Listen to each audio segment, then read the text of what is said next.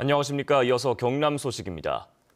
진주 시내버스 업체인 삼성교통의 파업이 어느덧 나흘째 이어지고 있습니다. 파업까지 돌입하게 된 진주시와 삼성교통 사이 쟁점은 무엇인지 최세진 기자가 짚어봤습니다. 삼성교통이 파업까지 하며 요구하고 있는 것은 표준 운송원가 재산정입니다. 진주시는 지난 2016년 시내버스 업체의 재정 지원을 위해 버스 한 대당 운행 비용을 표준화한 표준 운송 원가를 도입했습니다. 업체들의 평균 임금과 차량 정비비 등을 책정해 그 총액을 버스 업체에 지원하고 해마다 물가 상승률을 고려해 인상하는 방식입니다. 하지만 지난해 삼성교통이 최저임금에 따라 임금을 인상하면서 표준 운송 원가로는 적자폭이 심화될 수밖에 없는 구조가 됐습니다. 경비를 절감한 비율은 저희가 1등입니다.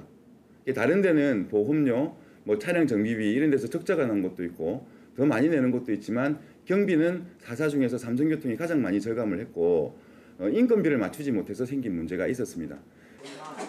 이에 대해 진주시는 다른 업체들은 문제가 없다며 삼성교통이 자구책을 마련해야 한다는 입장입니다. 하지만 2015년 진주시 대중교통체계 개편 용역에서도 최저임금 위반 가능성을 진주시가 인지하고 있습니다.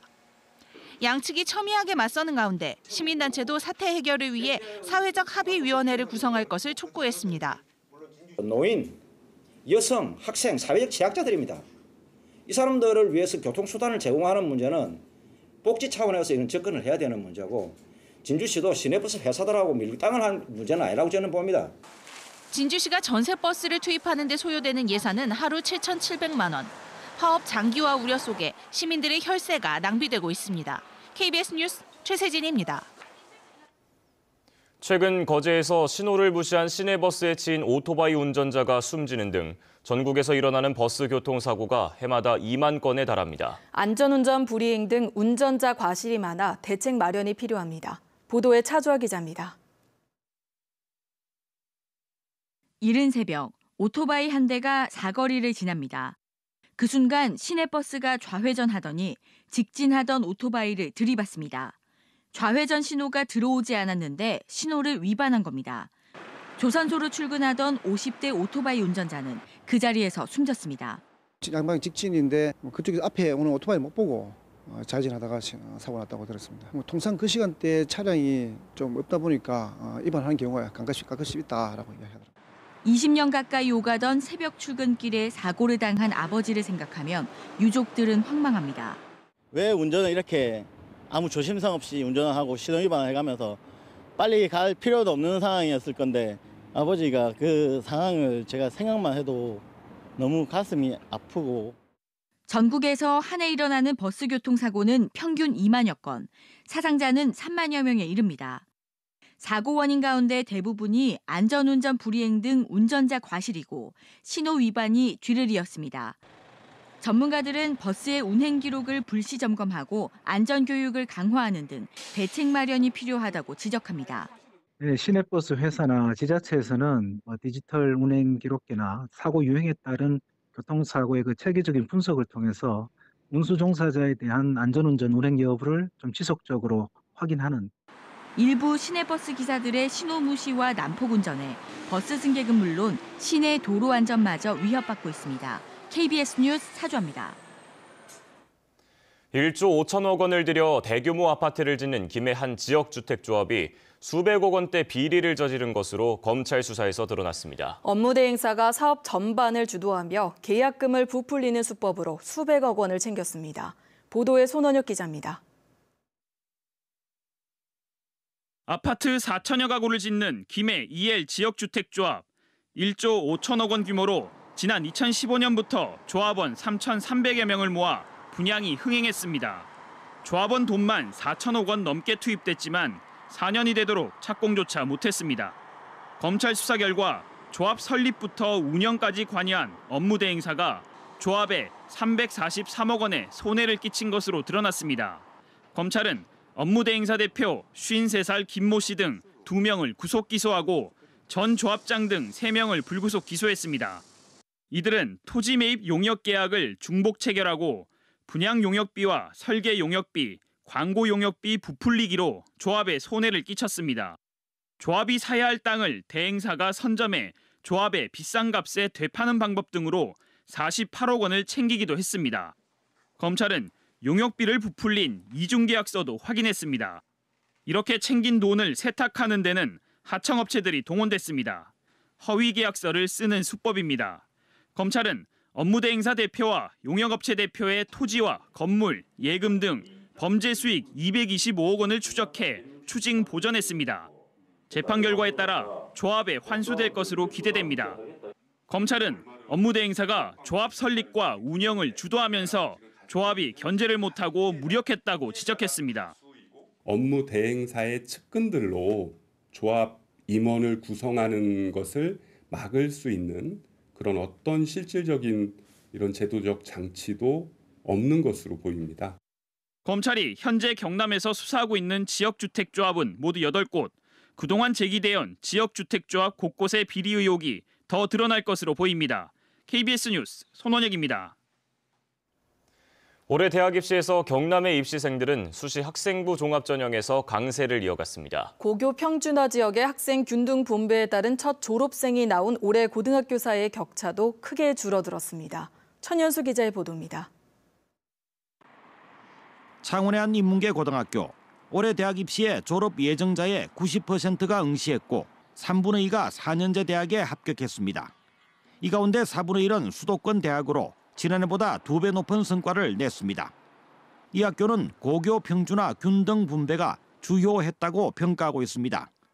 균등 분배는 성적 등급별 인원이 학교별로 동일하도록 배정하는 강제 평준화 방식입니다. 또 수시 학생부 종합 전형에 집중했습니다. 제대로 그 대학을 선택을 하고 또 거기에 맞춰서 저희들이 집중적으로 또 면접 지도까지 하니까 가능하다고 그렇게 생각을 하고 있습니다. 이 학교와 마찬가지로 창원, 마산, 진주, 김해 등 4개 평준화 지역 고등학교 55곳이 주요 대학의 합격자를 고루 냈습니다. 서울대를 기준으로 합격자를 배출한 학교가 22% 늘어 평준화 지역 내에서도 여전히 존재하던 학교 간 격차를 대폭 줄였습니다. 특정 학교에 몇몇 학교에 집중되어 있던 것이 쏠림 현상이 있던 것이 이제는 대부분의 학교에서 비슷한 수준으로 나타났다는 게 바로 경남의 수시학생부 종합전형 강세도 이어졌습니다. 경상남도 교육청의 조사 결과 올해 경남 수험생의 수시전형 합격 비율은 70%선, 전국 평균 60%보다 높습니다. 이 가운데 수도권 상위 대학 경남 합격자의 82% 이상이 수시전형 합격이고 합격자 수도 10에서 24% 늘었습니다. 올해 나타난 대학 입시 결과에 따라 경상남도 교육청은 고등학교 교육의 완전한 평준화와 대입의 학생부 종합전형 강화를 그대로 유지한다는 계획입니다. KBS 뉴스 전현수입니다. 부산 지역의 일부 어린이집에서 환경 기준치 수백 배에 달하는 중금속이 검출됐습니다. 경남 지역 어린이집들도 비슷한 상황이 아닐까 우려스러운데요. 장성길 기자가 보도합니다. 부산 지역 어린이집과 놀이터는 중금속으로부터 얼마나 안전할까?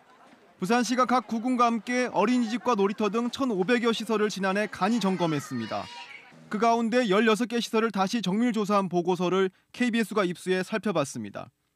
10개 시설에서 중금속의 기준치가 초과 검출됐는데 정도가 매우 심각합니다.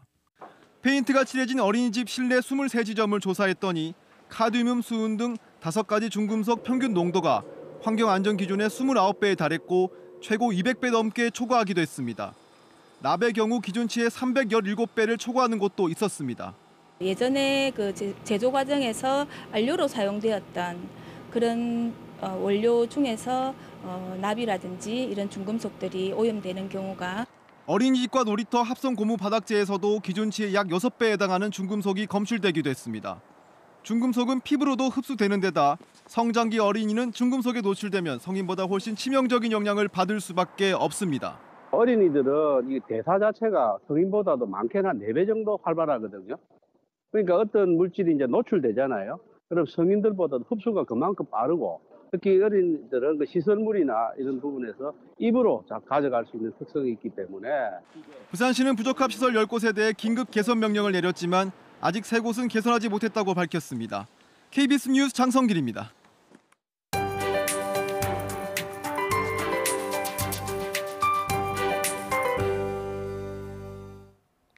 오늘 아침은 어제보다 공기가 다소 차갑습니다. 밤사이 찬바람이 불면서 기온이 약간 내려갔습니다.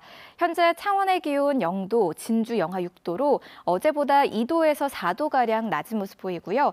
찬바람의 체감 온도는 이보다 조금 더 낮습니다. 어제보다 옷차림을 따뜻하게 해주셔야겠습니다.